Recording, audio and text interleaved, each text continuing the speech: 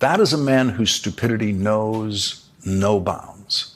That is the man whose stupidity never bumps into decency, which would then prevent him from doing the indecent, the stupid. In fact, Donald Trump can be counted on tomorrow to be stupidly indecent about something. He cooking now. No, he cooking. He let him go. This is where you just sit. This is where you just sit quiet and just look at your shoes and just hope he don't bring it to you. Mm-hmm. Take your time, baby.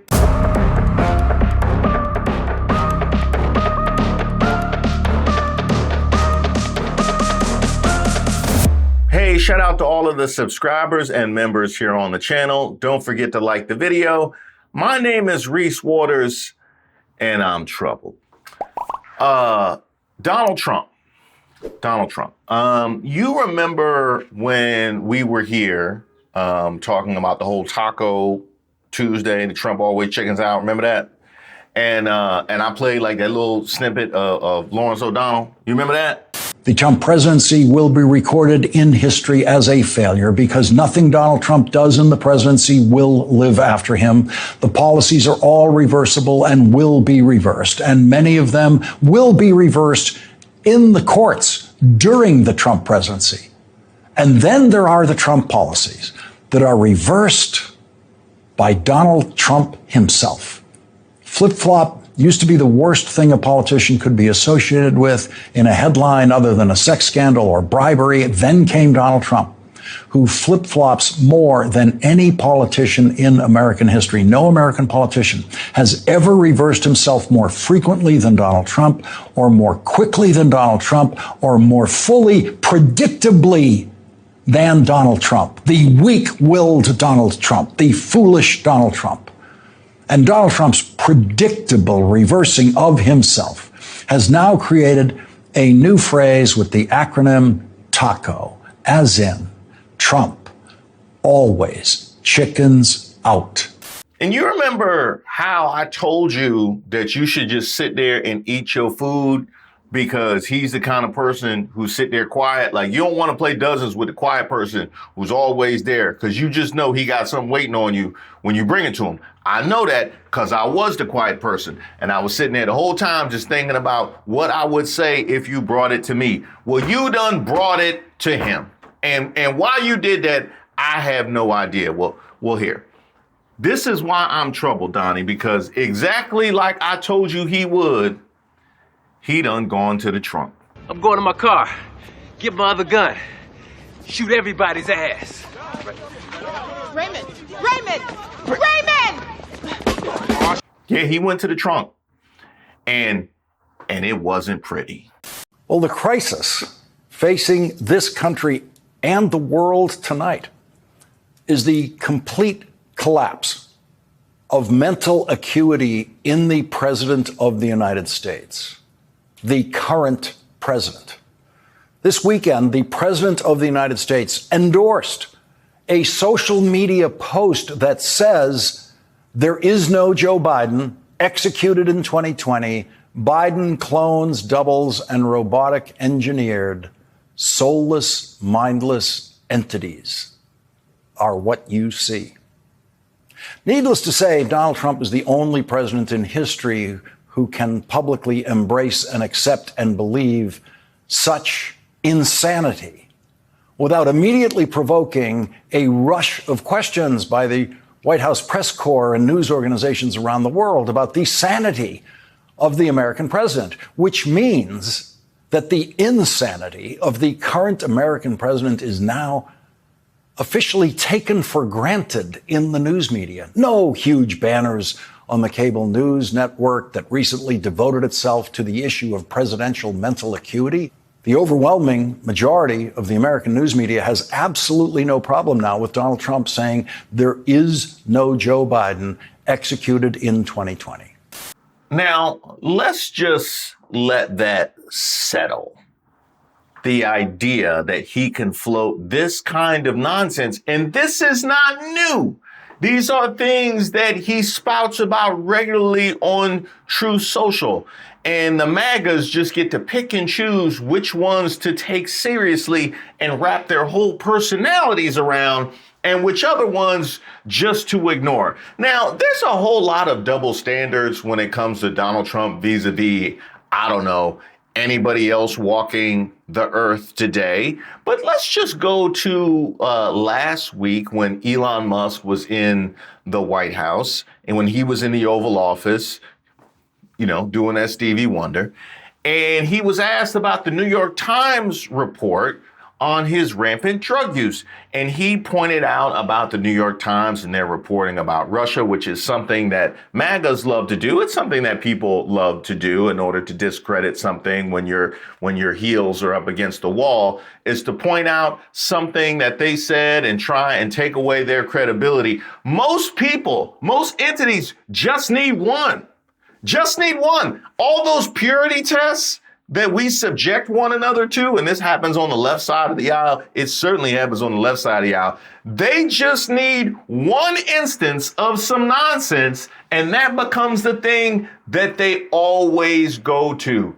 This guy gets to do it every single day. And just imagine how maddening that would be to interact with anybody where you know that half of what comes out of their mouth or half of what comes out of their phone, you just gotta throw away because, well, you know Trump.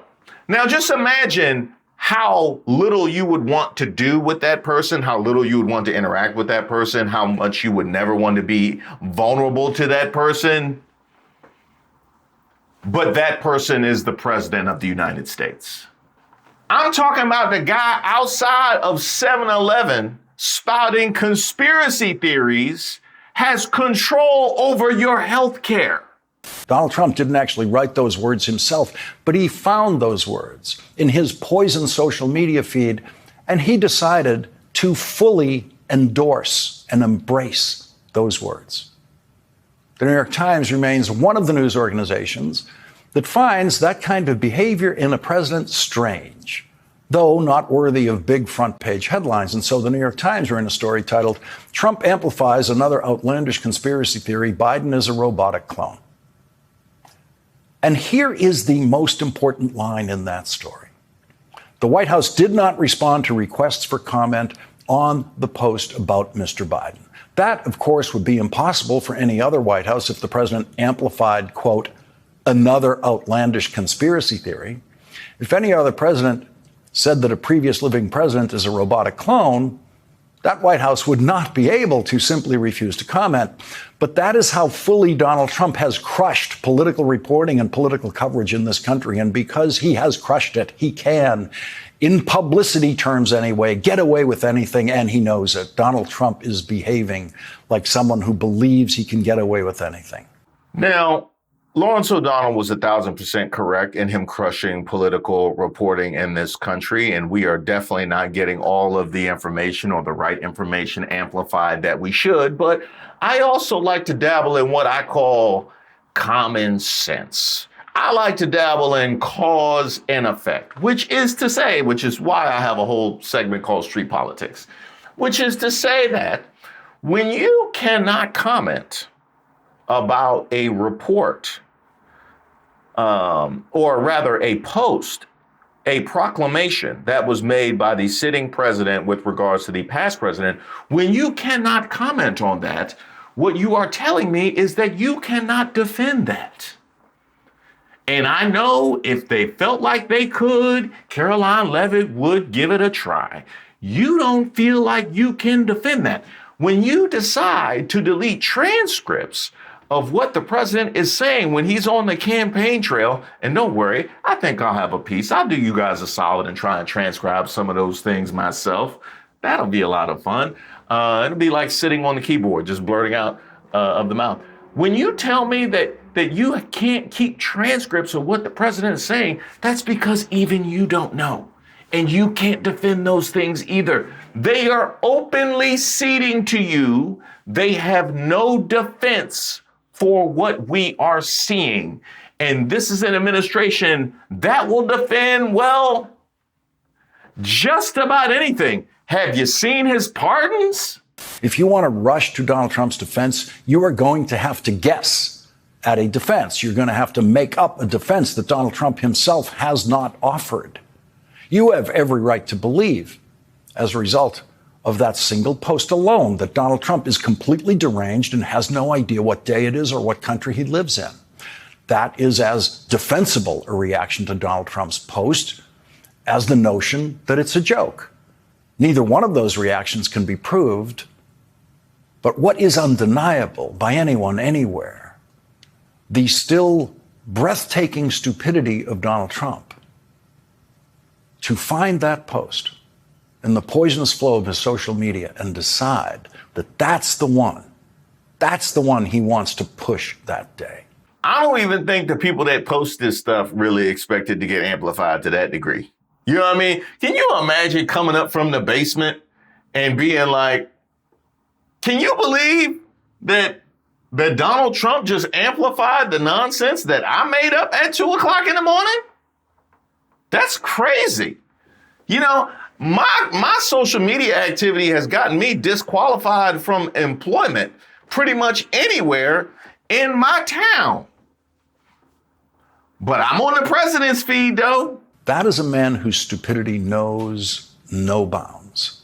That is the man whose stupidity never bumps into decency, which would then prevent him from doing the indecent, the stupid.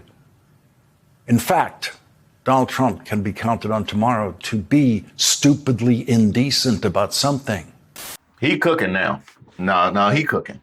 He let him go. This is where you just sit. This is where you just sit quiet and just look at your shoes and just hope he don't bring it to you. Mm-hmm.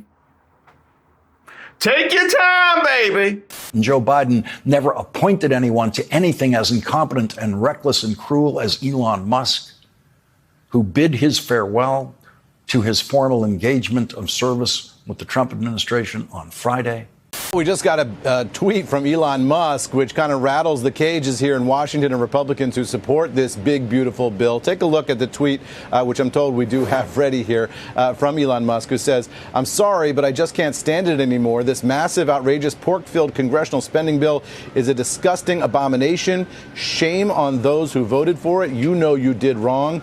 You know it." Elon goes on with additional criticisms of the bill. And this is a leader who was in the White House as of last week, being celebrated by President Trump as one of his great allies, now really dumping in public on the president's big initiative here in terms of what he wants to pass on Capitol Hill. We also see Elon Musk saying it will massively increase the already gigantic budget deficit to $2.5 trillion and burden American citizens with crushingly unsustainable debt. So that's a broadside from Elon Musk against Donald Trump's signature legislation up on Capitol Hill. Caroline Leavitt, the White House press secretary, is briefing reporters right now. She was asked moments after that tweet posted for her reaction. She kind of laughed it off and said, well, look, the president already knew that Elon opposed this bill, but the president supports it. They call it one big, beautiful bill here at the White House, and they're pushing forward with it. The big question here is, what will Elon Musk's opposition to this bill do to the chances of passing it up on Capitol Hill, given Musk's near unlimited political funding capability for senators in the future, all of whom will start to be looking toward their own re-elections in 2 or more years, all of whom will be looking at the 28 election, some of whom will be running in 28 for the Republican nomination and may want Elon Musk as their primary financial backer. All of those questions now swirling. So wait a minute, let me get this straight. All of a sudden you just done unfogged, you just done sobered up, and now all of a sudden everything is clear to you. You can see clearly now. That's what you expect us to believe? The moment you leave the Oval Office, the moment you have no more control and power, now all of a sudden this is what you got to say? You're not slick. You just think you about to get out from under this tongue lashing that Lawrence had for you. You knew he was going to the trunk, and you knew he had something for you too. And guess what? It's way worse than most people even know or realize. This about to get ugly. In the Oval Office, where his physical behavior gave many indications of possibly confirming the headline that emerged in the New York Times that very day, On the campaign trail, Elon Musk juggled drugs and family drama. We await an explanation of Elon Musk's physicality, including his inexplicable gazes at the ceiling and head twisting at the ceiling in the Oval Office. Oh, I thought Lawrence was going to show him leaving. Yeah, a lot of you guys didn't get footage of Elon Musk leaving the Oval Office because that really was something. Yeah, he did a whole little dance. Check out this new step. I made this one up just for you. I paid a lot of money for these, honey. Take it, sell it. The Fox White House reporter, who appeared to be the master of ceremonies of the press corps in the Oval Office on Friday because he was allowed to ask many more questions than anyone else, seems to be on his way to ask about the New York Times breaking news about Elon Musk's drug use. There is a New York Times report today that accuses you of blurring the line between... Is the New York Times, is that the same publication? Notice that the Fox reporter immediately stopped when Elon Musk ordered him to stop and wait. Elon Musk then went into a lying soliloquy about the New York Times, ending with a direct order to the Fox reporter to, quote, these were his words, move on.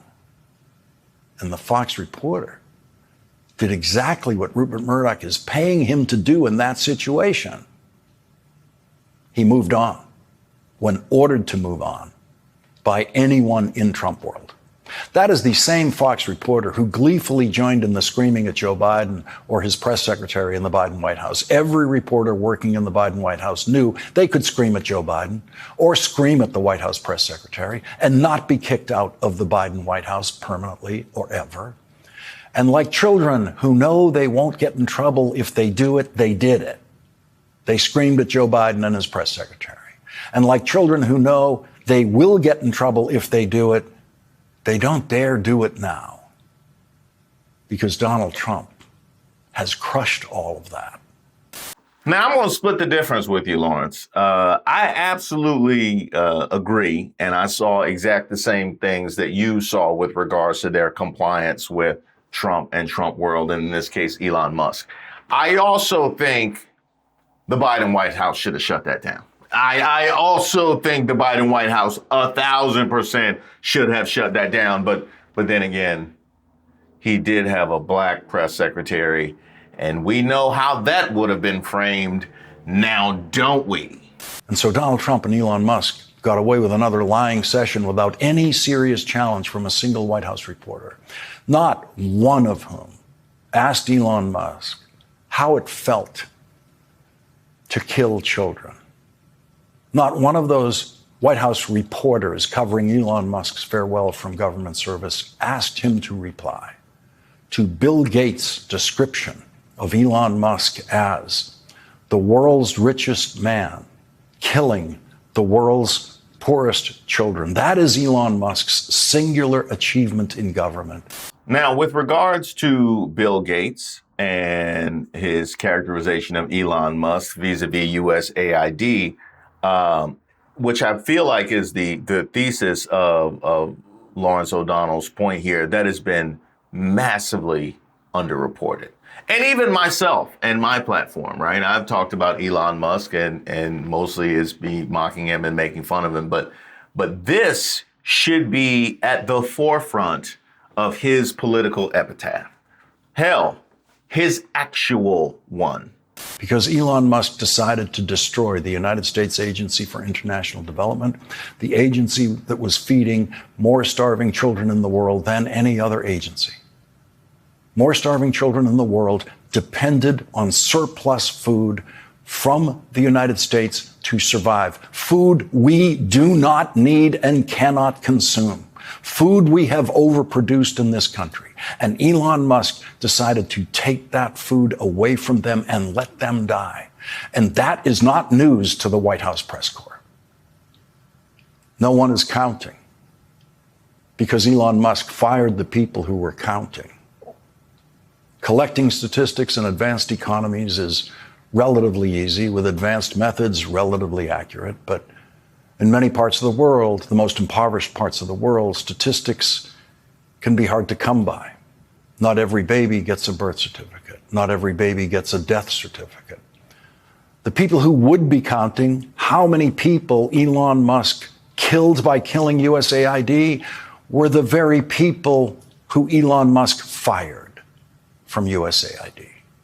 So Elon Musk commits the greatest crime of the 21st century against the poverty population of the world and fires everyone who would be able to quantify for us the enormity of the crime. Now, as disgusting as that is, and let's not let that move from the forefront of Musk reporting, let's keep in mind the perch, the wealthy perch from which he made this decision that had these catastrophic consequences, the fact that he was aware that these things had these catastrophic consequences, and the fact that we enabled a man with the characterization and the rumors swirling around him beforehand, put him in position to cause these consequences. The New York Times reports, quote, Mr. Musk's drug consumption went well beyond occasional use. He told people he was taking so much ketamine, a powerful anesthetic, that it was affecting his bladder, a known effect of chronic use. He took ecstasy and psychedelic mushrooms. And he traveled with a daily medication box that held about 20 pills, including ones with the markings of the stimulant Adderall, according to a photo of the box and people who have seen it. He had a whole box full of drugs that he could have been using when he was taking life-saving drugs away from children. The New York Times account is about the drugs Elon Musk was taking during the presidential campaign. NBC News has not independently confirmed the New York Times reporting. Elon Musk has not actually denied a single word of the New York Times reporting. The New York Times says, quote, we provided Musk with multiple opportunities to reply or rebut this reporting before publication, and he declined. Which says a whole lot, because there isn't a single thinner-skinned person on the planet than Elon. Okay, there's one thinner-skinned person on the planet than Elon Musk. If you think in public about this man in a space that he feels like people are paying attention to, he gonna take to X with some nonsense. Elon Musk has come out and publicly slammed every Republican that supported the great big beautiful bill. In a not so shocking but bizarre turn of events, upon his exit from his government position, this is the biggest dig Elon Musk has done publicly to the Trump administration. In a tweet, he says, I'm sorry, but I just can't stand it anymore. This massive, outrageous, pork-filled congressional spending bill is a disgusting abomination. Shame on those who voted for it. You know you did wrong. You know it. Then he says, it will massively increase the already gigantic budget deficit to $2.5 trillion and burden American citizens with crushingly unsustainable debt. Right now, I'm going to mind my fucking business. Thank you very much. Have a nice day. Clear the way. Oh, how the tables have turned and his tune has changed. This is the same man that went in and did a large upheaval on government organizations, ending people's careers, ending people's livelihood. And now all of a sudden you care about the American people and you're against Trump? Very interesting. Very interesting. But not here, which is, how shall we say? You don't find that suspicious? You don't find that suspicious? Suspicious. The New York Times reporting suggests that Elon Musk took flight on a campaign stage with Donald Trump the first time he was up there because he was possibly on ketamine or ecstasy or Adderall or psychedelic mushrooms or all of the above at the same time. I knew it. I knew it. I knew it. Yeah, y'all tell me. Some people owe me some money. I said, Sprite don't do that to people. No, that ain't sugar. The Times obtained a text message before Elon Musk joined the Trump campaign, in which Elon Musk complained about the investigations of his businesses that the federal government was doing at the time. The Biden administration views me as the number 2 threat after Trump. I can't be president, but I can help Trump defeat Biden, and I will, he added. And the rest is tragic history. The richest person in the world poured money into a presidential campaign, more money than anyone else in the history of political contributions. And he did it to end the investigations that the federal government was aiming at his business activities. And of course, Donald Trump ended those investigations because you get what you pay for with Donald Trump, especially if you're the richest person in the world. The worldwide cruelty campaign launched by Elon Musk and Donald Trump now includes deporting people who have never committed a crime to countries where they have never lived and do not speak the language. Elon Musk seems to believe that cruelty is the antidote to empathy, which he considers a great human weakness. Elon Musk told the comedian Joe Rogan, quote, "The fundamental weakness of Western civilization is empathy." Abraham Lincoln did not know that. Abraham Lincoln believed he should govern with empathy. So did Franklin Delano Roosevelt. So did most presidents, some better than others. It was empathy coupled with geopolitical and public health wisdom that led President George W. Bush to create the President's Emergency Plan for AIDS Relief, which saved 26 million lives in Africa alone before Elon Musk decided those lives were not worth saving. Has anyone in the world died because of what Elon Musk did? Listen, yes or no, reclaiming my time. If you won't answer, that's a loud answer. No one has died because of USAID. The people who have died as a result of cutting off the oxygen of a woman in Burma and denying HIV/AIDS treatment to those in Africa. They are dead now at the hands of Elon Musk and his co-conspirators. This is why I'm introducing the Rubio Act. So you focus on the one job that the Senate gave you to serve as our Secretary of State because you are clearly distracted. Okay? After the last few months, I understand why President Trump has such colorful nicknames for you.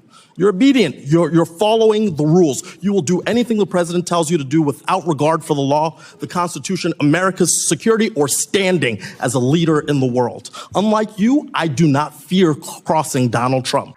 Go ahead. Call him Lil Marco. He ain't gonna do nothing. He ain't gonna do nothing. Go ahead and call him Lil Marco. And also, at this point, because we don't need to go outside of the country for the ramifications of this. MAGA. Especially all you in the working class. Yeah, this populist movement.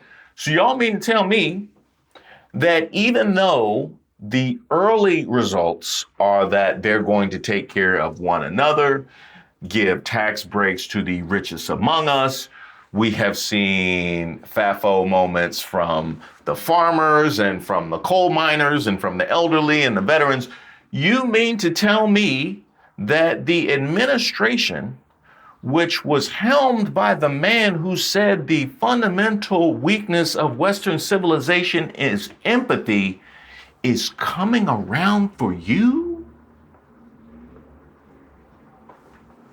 You convinced yourselves that the billionaires, led by the man who characterizes empathy as a weakness, are coming around for you?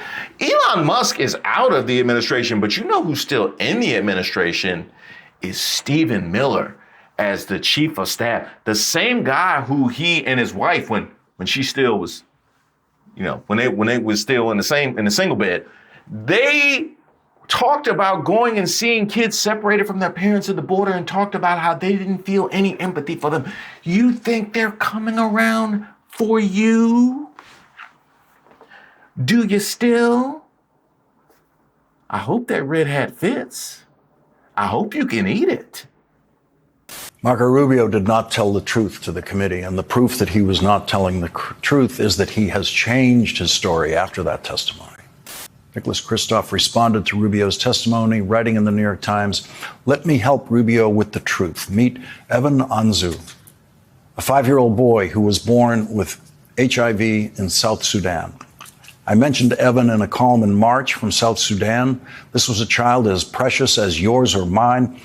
Evan's life was in our hands, and for 5 years, America kept him alive with antiretroviral medicines costing less than 12 cents a day through the president's emergency plan for AIDS relief, or PEPFAR. This was a program started by President George W. Bush and has saved more than 26 million lives so far, and it turned the tide of AIDS around the world and built enormous goodwill toward the United States. Then along came President Trump and his freeze on most humanitarian aid in January. How could a 5-year-old orphan possibly obtain medicine on his own? Evan weakened and soon died of an opportunistic infection. Marco Rubio told the House committee, no children are dying on my watch. Evan died on his watch. Evans of all ages are dying on Marco Rubio's watch, and no one is counting. And so we don't know, as of tonight, whether it's tens of thousands or hundreds of thousands of Evans, but we know it will be. In a New York Times column titled, quote, Elon Musk's legacy is disease, starvation, and death, Michelle Goldberg reports. Brooke Nichols, an associate professor of global health at Boston University, has estimated that these cuts have already resulted in about 300,000 deaths, most of them of children, and will most likely lead to significantly more by the end of the year. This is what Musk's foray into politics accomplished. If there were justice in the world, Musk would never be able to repair his reputation, at least not without devoting the bulk of his fortune to easing the misery he's engendered. Musk's sojourn in government has revealed severe flaws in his character, a blithe, dehumanizing cruelty, and a deadly incuriosity. Bill Gates has seen starving children in Africa many, many times and has devoted his life and his billions to trying to save them, which makes Bill Gates' verdict on the current richest person in the world so important and powerful. Bill Gates, the former richest person in the world, said, "The picture of the world's richest man killing the world's poorest children is not a pretty one.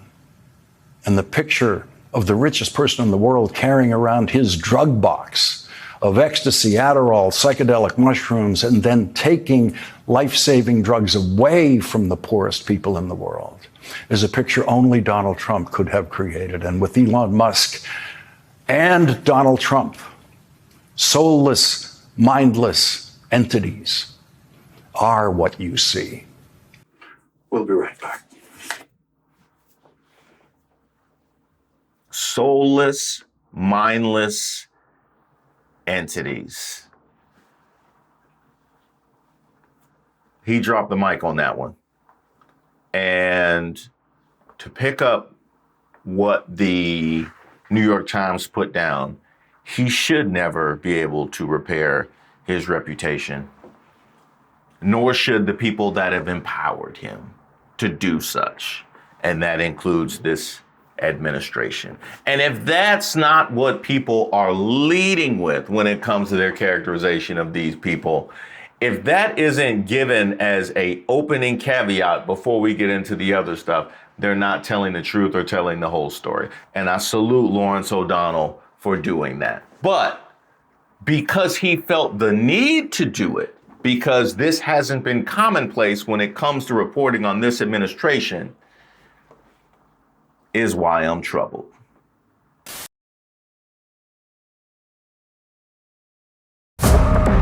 Hey, special shout out to everybody who joined me at our last Members Live. I done lost weeks of my life watching the most ratchet content you can ever imagine. That's just, I feel like it's a palate cleanser for me. Now, we're going to be doing a whole lot more of these. It is available to everybody who's in deep water or troubled water, and there's a link to membership in the description box to all of the videos. This is, of course, in addition to my regular Tuesday lives every week at 8 p.m. It's the irony of all the sinning that's going on in administration. They don't pay attention to it, and they put the chief of sinner among us. Like the chief sinner among us is the one that's supposed to be spreading this Christian nationalism. And that's wow. You know what I mean? Like, what a comment on our world today. Now, speaking of troubled waters, we have a very deep and growing archive of content, even some old stand-up clips.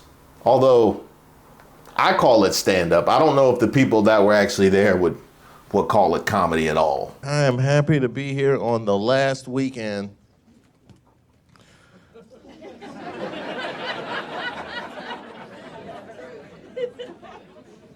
Period. But we haven't actually added to the archive in a couple of months, and we're going to rectify that over the next few weeks, which makes this a perfect time to binge watch old videos if that is your preference, or you can join Troubled Waters and get a look at what the full archive complement actually looks like. And for those of you that are already members, I did post the links to the free trial for Patreon in the community tab, so make sure you check those out as well.